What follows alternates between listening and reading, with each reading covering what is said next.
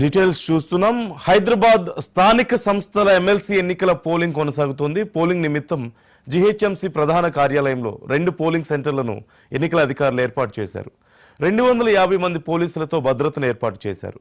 సాయంత్రం 4 గంటల వరకు పోలింగ్ ప్రక్రియ కొనసాగుతోంది.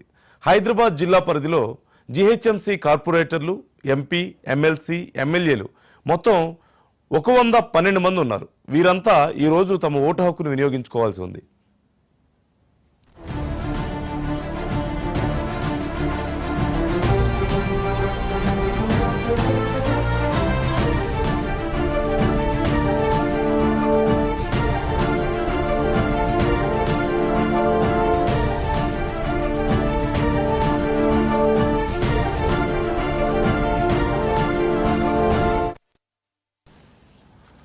అయితే బీఆర్ఎస్ పార్టీ ఓటింగ్కు దూరంగా ఉంటామంటూ ప్రకటించగా కాంగ్రెస్ ఓటింగ్లో పాల్గొంటుందంటూ ప్రకటించింది.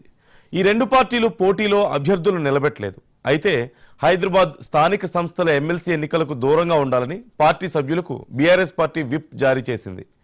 ఎమ్మెల్సీ ఎంఎస్ ప్రభాకర్ పదవీకాలం ముగియడంతో హైదరాబాద్ జిల్లా స్థానిక సంస్థల ఎమ్మెల్సీ స్థానానికి ఇవాళ ఓటింగ్ కొనసాగుతుంది.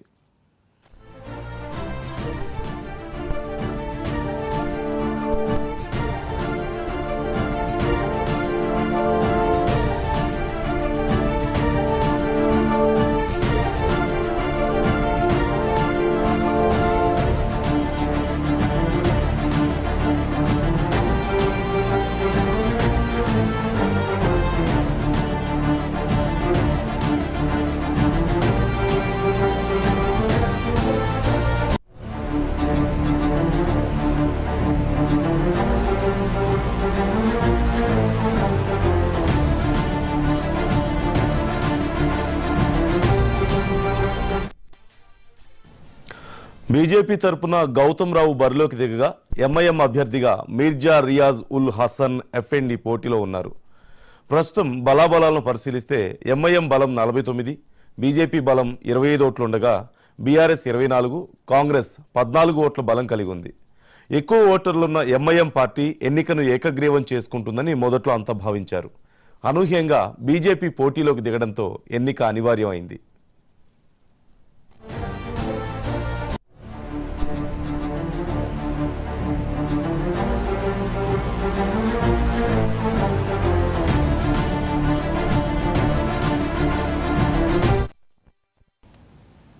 సభలో ప్రధాన ప్రతిపక్షంగా ఉన్నటువంటి బీఆర్ఎస్ పార్టీ కానీ ఈ 2 పార్టీలు కూడా ఈ శాసన మండలి ఎన్నికల్లో పోటీ చేయకుండా మజ్లిస్ పార్టీకి అండగా నిలబడతా ఉన్నారు. మజ్లిస్ పార్టీకి మేలు చేకూర్చేటువంటి ప్రయత్నం చేస్తూ ఉన్నారు. ఎన్నికైనటువంటి కార్పొరేటర్స్ యొక్క ఓటు హక్కు వినియోగించకుండా బీఆర్ఎస్ పార్టీ తమ సొంత పార్టీ కార్పొరేటర్లను బెదిరించడము, వాళ్ళకు ఓటేసినటువంటి ప్రజల యొక్క ఓటు హక్కు అయితే ప్రజలు ఓటేసి గెలిపించారో వాళ్ళని అవమానం చేసినట్టే. మజ్లిస్ పార్టీని గెలిపించడం కోసమో, మజ్లిస్ పార్టీకి మద్దతు ఇవ్వడం కోసమో హైదరాబాద్ ప్రజలు బీఆర్ఎస్ పార్టీకి ఓటేయలేదు, హైదరాబాద్ ప్రజలు కాంగ్రెస్ ఓటేయలేదు. ఇదే పాతపట్నంలో మజ్లిస్ పార్టీ వరుసగా గెలుస్తున్నటువంటి శాసనసభ నియోజకవర్గాల్లో కానీ, లేక హైదరాబాద్ పార్లమెంట్ కాన్స్టిట్యున్సీలో కానీ, మున్సిపల్ కార్పొరేషన్ ఎక్కడైతే మజ్లిస్ పార్టీ గెలిచిందో అక్కడ కానీ ఖచ్చితంగా బీఆర్ఎస్ పార్టీ, కాంగ్రెస్ పార్టీ 2 కూడా పోటీ చేసి మజ్లిస్ వ్యతిరేక ఓట్లు చీల్చి మజ్లిస్ పార్టీకి సహకరించేటువంటి ప్రయత్నం చేస్తా ఉన్నారు.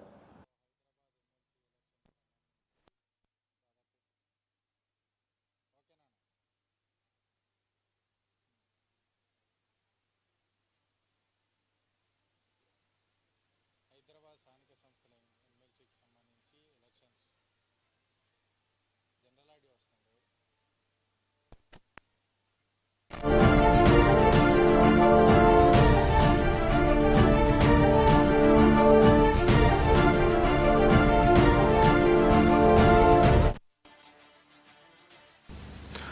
హైదరాబాద్ స్థానిక సంస్థల ఎమ్మెల్సీ ఎన్నికల పోలింగ్ కొనసాగుతోంది. పోలింగ్ నిమిత్తం జీహెచ్ఎంసీ ప్రధాన కార్యాలయంలో 2 పోలింగ్ సెంటర్లను ఎన్నికల అధికారులు ఏర్పాటు చేశారు. 250 మంది పోలీసులతో భద్రతను ఏర్పాటు చేశారు. సాయంత్రం 4 గంటల వరకు ఓటింగ్ ప్రక్రియ కొనసాగుతుంది. పూర్తి సమాచారం మా ప్రతినిధి హరికృష్ణ అడిగి తెలుసుకుందాం. హరికృష్ణ, పోలింగ్ ఎలా జరుగుతోంది, డీటెయిల్స్ ఏంటి? ఎస్నందు హైదరాబాద్ స్థానిక సంస్థల ఎన్నికలకు ఎమ్మెల్సీ ఎన్నికలకు సంబంధించి పోలింగ్ కొనసాగుతుంది. ఇప్పటి వరకు కూడా దాదాపుగా 80% అయితే ఈ యొక్క పోలింగ్ జరిగింది. అయితే జిహెచ్ఎంసీ కార్యాలయంలో 2 పోలింగ్ కేంద్రాలను ఏర్పాటు చేశారు. ఇప్పటికే అటు బీఆర్ఎస్ సంబంధించిన నాయకులు ఈ యొక్క పోలింగ్ని బహిష్కరించిన నేపథ్యంలో కాంగ్రెస్, అదేవిధంగా ఎంఐఎం, బీజేపీకి సంబంధించిన కార్పొరేటర్లు, ఎక్సాఫిషియో మెంబర్స్ అయితే ఓటింగ్లో పాల్గొని వారి ఓటు హక్కు వినియోగించుకున్నారు. బీజేపీ నుంచి ఎక్సాఫిషియో సభ్యులు కేంద్ర మంత్రి కిషన్ రెడ్డి, అదేవిధంగా ఎంపీలు ఈటల రాజేందర్, లక్ష్మణ్, కొండ విశ్వేశ్వర్ రెడ్డి హాజరై ఓటు హక్కును వినియోగించుకున్నారు. అదేవిధంగా ఎంఐఎం నుంచి కూడా ఎక్సాఫిషియో మెంబర్స్ అసరుద్దీన్ ఓవైసీ, అక్బరుద్దీన్ ఓవైసీ, మిగతా ఎమ్మెల్యేలు తమ ఓటు హక్కును వినియోగించుకోవడం జరిగింది. అయితే కార్పొరేటర్లకు సంబంధించి అటు బీజేపీ, ఎంఐఎం, అదేవిధంగా కాంగ్రెస్ సంబంధించిన కార్పొరేటర్లు తమ ఓటు హక్కును వినియోగించుకోవడం జరిగింది. మొత్తంగా ఎలక్షన్కి సంబంధించి మొత్తం కూడా 500 మంది ఎన్నికల అధికారులు అయితే ఈ యొక్క ఓటింగ్లో అయితే పాల్గొన్నారు. 250 మంది సభ్యులతో అయితే భారీ బందోబస్తు ఏర్పాటు చేయడం జరిగింది. అయితే జిహెచ్ఎంసీకి సంబంధించి మొత్తంగా కూడా 144 సెక్షన్, జిహెచ్ఎంసీ పరిధిలో 144 సెక్షన్ విధించడం జరిగింది. ఇప్పటి వరకు కూడా దాదాపుగా 80% ఓటింగ్ అయితే పూర్తయింది. 66 మంది కార్పొరేటర్లు అయితే కాంగ్రెస్, బీజేపీ, అదేవిధంగా ఎంఐఎం కార్పొరేటర్లు తమ ఓటు హక్కును వినియోగించుకోవడం జరిగింది. ఎక్సాఫిషియో హోదాలో 22 మంది సభ్యులు అయితే తమ ఓటు హక్కును అయితే వినియోగించుకోవడం జరిగింది. అయితే ప్రధానంగా ఈసారి ఎన్నికలకు సంబంధించి అటు అధికార పార్టీ, ఇటు ప్రధాన ప్రతిపక్ష పార్టీకి సంబంధించి 2 పార్టీలు కూడా అభ్యర్థి లేకుండా అయితే ఈ ఎన్నికలు కొనసాగుతున్నాయి. దాదాపుగా 22 సంవత్సరాల తర్వాత హైదరాబాద్ ఎమ్మెల్సీ స్థానిక సంస్థలకు సంబంధించిన ఎమ్మెల్సీ ఎన్నిక అయితే కొనసాగుతుంది. దాదాపుగా 80% అయితే ఈ యొక్క పోలింగ్ అయితే పూర్తి అయింది. ఇప్పటికే కార్పొరేటర్లంతా, ఓటర్లంతా కూడా తమ ఓటు హక్కును అయితే వినియోగించుకొని తమ పార్టీకి సంబంధించి అటు బీజేపీ పార్టీకి సంబంధించి బలం లేకపోయినా సరే ఖచ్చితంగా ఎంఐఎం పార్టీకి హైదరాబాద్ను అప్పగించేది లేదంటూ కూడా వారు ఈ యొక్క ఓటింగ్లో పాల్గొని అంటే పోటీ చేసి ఓటింగ్లో అయితే పాల్గొనేది. ఖచ్చితంగా హైదరాబాద్కి సంబంధించి ఖచ్చితంగా పోటీ ఇస్తాము. అటు బీఆర్ఎస్ పార్టీ, అటు కాంగ్రెస్ పార్టీ 2 పార్టీలు కూడా ఒకటేనని చెప్పేసి ప్రజల ముందు చెప్పడమే లక్ష్యం అంటూ కూడా వారు ఓటు హక్కును ఖచ్చితంగా ఈ యొక్క బీజేపీ పార్టీ అయితే ఈ ఎమ్మెల్సీ ఎన్నికలకు సంబంధించి వారు పోటీ చేయడం జరిగింది. అయితే దాదాపుగా ఒకసారి బలాబలాలు కనుక పరిశీలిస్తే ఎంఐఎం పార్టీకి సంబంధించి 50 ఓట్లు అయితే ఉన్నాయి. అదేవిధంగా బీజేపీ పార్టీకి సంబంధించి 25 ఓట్లు, బీఆర్ఎస్ పార్టీకి సంబంధించి 20 ఓట్లు ఉండగా కాంగ్రెస్ పార్టీకి సంబంధించి 14 ఓట్లు ఉన్నాయి. ఇందులో 81 మంది కార్పొరేటర్లు ఉండగా 31 మంది ఎక్సాఫిషియో సభ్యులు అయితే ఉండడం జరిగింది. ఇప్పటికే అటు బీజేపీ పార్టీకి సంబంధించిన సభ్యులు, ఎంఐఎం పార్టీకి సంబంధించిన సభ్యులు, అదేవిధంగా కాంగ్రెస్ పార్టీకి సంబంధించిన కార్పొరేటర్లు, అదేవిధంగా ఎక్సాఫిషియో మెంబర్స్ అయితే ఈ యొక్క తమ ఓటు హక్కును వినియోగించుకుని దాదాపుగా 80% ఓటింగ్ అయితే పూర్తిగా ముగిసిందని చెప్పవచ్చు. బీజేపీకి సంబంధించి అభ్యర్థి ఏదైతే ఎమ్మెల్సీ అభ్యర్థి గౌతమ్ కూడా ఉన్నారు, వారితో ఇక్కడ మాట్లాడించే ప్రయత్నం. సార్ చెప్పండి, ఎట్లా కొనసాగుతుంది ఎలక్షన్స్ పొద్దున 8 o'clock ప్రారంభమైనాయి. మా పార్టీకి సంబంధించినటువంటి కిషన్ రెడ్డి గారు, లక్ష్మణ్ గారు, రాయసింగ్ గారు, ఈటల రాజేందర్ గారు ఎక్సాఫిషియో మెంబర్స్ అవుతున్నారు, ఏవిఎన్ రెడ్డి గారు, విశ్వేశ్వర రెడ్డి గారు అందరు కూడా వచ్చేసిపోయినారు. కార్పొరేటర్లు కూడా మాది 100% అందరూ వచ్చిపోయినారు. 4 o'clock వరకు యొక్క పోలింగ్ జరుగుతుంది. కాంగ్రెస్ సంబంధించినటువంటి వాళ్ళు కూడా కొంతమంది ఇంకా రాలేదు, కొంతమంది బీఆర్ఎస్ సంబంధించినటువంటి వాళ్ళు కూడా రాలేదు. కాబట్టి పోలింగ్ జరిగింది. 4 వరకు చూద్దాం ఇంకా ఏం జరుగుతుంది. అంటే బీఆర్ఎస్ సంబంధించి ఇప్పటికే మేము బహిష్కరిస్తున్నామని చెప్పేసి కూడా, కానీ మీరు పార్టీలకు అతీతంగా ఓట్లు వేయాలని చెప్పేసి కూడా చాలామందిని కోరారు కదా, ఎవరైనా అంటే మీరు సంప్రదించినప్పుడు ఎట్లా రెస్పాండ్ అయ్యారు? సంప్రదించినప్పుడు ఒకటే భారతీయ జనతా పార్టీ అనేది కాకుండా భారతీయ జనతా పార్టీ, ఎంఐఎం 2 ఈరోజు బరిలో ఉన్నాయి. కాబట్టి ఎంఐఎం కనుక అధికారంలోకి వస్తే ఏ విధంగా హైదరాబాద్ ప్రజలు ఇబ్బంది పడతారో, తెలంగాణ ప్రజలు ఇబ్బంది పడతారో తెలిసిన విషయం. కాబట్టి అది దృష్టిలో పెట్టుకొని మీరు ఓటింగ్ చేయండి, ఓటింగ్ రాండి అని చెప్పడం జరిగింది. కాబట్టి ఇప్పుడు జరిగినటువంటి కాంగ్రెస్ పోలింగ్ కానివ్వండి, కాంగ్రెస్ నుంచి వచ్చినటువంటి వాళ్ళు కానివ్వండి, బీఆర్ఎస్ నుంచి వచ్చేటువంటి వాళ్ళు కానివ్వండి, అందరూ కూడా తప్పకుండా సమర్థిస్తారని చెప్పి నేను అనుకుంటా ఉన్నాను. బీఆర్ఎస్ సంబంధించిన వాళ్ళు ఎవరైనా అంటే ఓటింగ్కి వచ్చారా, లేకపోతే మీరు వెళ్ళినప్పుడు కానీ వాళ్ళు అడ్రస్? అదే చెప్తా ఉన్నాను కదా, హైదరాబాద్లో ఎంఐఎం యొక్క ఆగడాలు, హైదరాబాద్లో ఎంఐఎం ఉన్న కాడ ప్రాంతంలో ఒక మెజారిటీ వర్గాన్ని ఏ విధంగా ఇబ్బంది పెట్టినారు, వాళ్ళ ఆస్తులు ఏ విధంగా లాక్కున్నారు, అదే పరిస్థితి మిగతా ప్రాంతానికి కూడా రాకుండా ఉండాలి అంటే ఎంఐఎంకి ఎక్కడో అడ్డుకట్ట వేయాలి. కానీ ఆ ఆలోచనతో ఇక్కడ ఉన్న స్థానిక ఉన్నటువంటి ప్రజలు, అదేవిధంగా ఇక్కడ స్థానిక ఉన్న నాయకులు కూడా అదే విధంగా మాట్లాడుతున్నారు. ఈరోజు బీఆర్ఎస్ కాంగ్రెస్లో ఉన్నటువంటి కార్పొరేటర్లు కూడా ఏదైతే ఎంఐఎం ఆల్టర్నేటివ్ ఉన్నటువంటి భారతీయ జనతా పార్టీ అభ్యర్థిగా నన్ను సమర్థిస్తామని చెప్పినారు. ఆ విధంగానే రేపు జరగబోయేటువంటి 25వ తారీఖు నాడు కౌంటింగ్లో విషయాలన్నీ కూడా బయటకు వస్తాయి. కాకుండా ఒకటే బాధాకరమైన విషయం ఏంటంటే ఇక్కడ ఉన్నటువంటి రాష్ట్రాల్లో ఉన్నటువంటి బీఆర్ఎస్ కానివ్వండి, కాంగ్రెస్ కానివ్వండి, ఎంఐఎం యొక్క చెప్పు చేతుల్లో ఉన్నట్టు కనపడుతోంది. వాళ్ళు ఓటింగ్ రమ్మంటే ఓటింగ్ రావడం, ఓటింగ్ బహిష్కరించమంటే ఓటింగ్ బహిష్కరించడం ఏదైతుందో ప్రజలు అర్థం చేసుకుంటా ఉన్నారు. రాబోయేటువంటి జిహెచ్ఎంసీ ఎలక్షన్లు కానివ్వండి, రాబోయేటువంటి శాసనసభ ఎలక్షన్లు కానివ్వండి, తప్పకుండా ఈ 3 పార్టీలు ఒకటే అనే ఒక ఆలోచన ప్రజల్లో వచ్చింది. కాబట్టి ఎంఐఎం అడ్డుకోకుండా ఉండాలి అంటే భారతీయ జనతా పార్టీని సమర్థించాలా. బీఆర్ఎస్ గెలిచినా, కాంగ్రెస్ గెలిచినా ఇండైరెక్ట్గా ఎంఐఎంని గెలిపించినట్టే ఎంఐఎం యొక్క గెలుపు రాబోయేటువంటి రోజులలో మన భవిష్యత్తు తరాలకు ఎటువంటి ముప్పు వాటిల్లో పోతుందో కూడా ప్రజలు అర్థం చేసుకుంటారు. ఈరోజు జరిగినటువంటి సంఘటనలు కూడా చూస్తున్నాం దేశంలో, అవన్నీ కూడా ప్రజలు ఆలోచన చేస్తూ ఉన్నారు. రెండోది భారత్ అవుతుందో ఈరోజు ప్రజాస్వామ్యంలో ఉన్నటువంటి పార్టీ, అధికారంలో ఉన్నటువంటి పార్టీ ఎన్నికలను బహిష్కరించమని పిలుపునేది ఇచ్చినారు. ఎందుకంటే ఎన్నికలలో పాల్గొవాలి, ప్రజాస్వామ్యంలో ఎన్నికల్లో పాల్గొనే వాళ్ళకు ప్రజాప్రతినిధులకు ఎన్నుకోబడ్డారు కాబట్టి వాళ్ళకి అవకాశం వచ్చింది. దాన్ని బహిష్కరించడం అనేది చాలా తప్పు. కాబట్టి దాన్ని మేము రేపు ఎలక్షన్ కమిషన్కు నేను కంప్లైంట్ చేయబోతున్నాను. కాబట్టి ఆ పార్టీకి గుర్తింపే రద్దు చేయాలి. ప్రజాస్వామ్యంలో ఎలక్షన్లు బైకాట్ చేయమని పిలుపునిచ్చినటువంటి పార్టీ మళ్ళీ ప్రజాస్వామ్యంగా పోటీ చేసేటువంటి అవకాశం లేకుండా చేయాలని చెప్పి భారతీయ జనతా పార్టీ కోరుతా ఉంది. అదేవిధంగా అభ్యర్థిగా నేను కూడా రేపు కంప్లైంట్ చేస్తాను. అంటే ఇంకా సమయం ఉంది. చాలా వరకు కూడా కార్పొరేటర్లు అటు బీఆర్ఎస్ సంబంధించిన కానీ, ఇంకొక కాంగ్రెస్ సంబంధించిన కానీ కొంతమంది ఓటింగ్లో పాల్గొనలేదు. వాళ్ళకి మీరు ఏం చెప్పాలనుకుంటున్నారు? సమయం 4 గంటల వరకు ఉంది. కాబట్టి ప్రజాస్వామ్యంలో ఓటు హక్కు వినియోగించుకున్నట్టయితే జీవితంలో మీరు మర్చిపోయినటువంటి తప్పిదం చేసినట్టు. ఏ రాజకీయ పార్టీ అయినప్పటికీ కూడా ఒక ప్రజాప్రతినిధిగా ఉన్నప్పుడు ప్రజాస్వామ్యంలో ఓటు హక్కు అనేది ప్రాథమిక హక్కు. బాబాసాహెబ్ అంబేద్కర్ గారు ప్రపంచంలో ఎక్కడ లేనటువంటి అందరికీ సమానంగా ఉండాలని చెప్పి ఆలోచనతో ఓటు హక్కు అందరికీ ఇచ్చినారు ఒకేసారి. అటువంటి ఓటు హక్కును వినియోగించుకోకుండా మీరు ఏదైతే ఈరోజు ప్రజలను మోసం చేస్తూ ఉన్నారో అది తప్పకుండా తప్పిదం అవుతుంది. జీవితంలో మీరు మర్చిపోయినటువంటి తప్పది. కాబట్టి ఆ విధంగానే ఇంకా సమయం ఉంది కాబట్టి ఇప్పటికే నేను అప్పీల్ చేస్తా ఉన్నాను. బీఆర్ఎస్ కార్పొరేటర్లు కానివ్వండి, ఇంకా కాంగ్రెస్ సంబంధించిన కార్పొరేటర్లు కానీ వచ్చి ఓటింగ్లో పాల్గొనాలని చెప్పి నేను కోరుతా ఉన్నాను. అటు కాంగ్రెస్ పార్టీ కూడా అంటే హైదరాబాద్లో అంటే హైదరాబాద్ మొత్తం నగరం మొత్తం కూడా కొన్ని ఫ్లెక్సీలు ఏర్పాటు చేశారు. కొన్ని ఒక మతాన్ని రెచ్చగొట్టి ఓట్లు వేయించుకునే విధంగా ఏర్పాటు చేశారు. ఇది ప్రజాస్వామ్యానికి వ్యతిరేకం అంటూ కూడా బీజేపీ పైన ఆరోపణలు చేస్తుంది.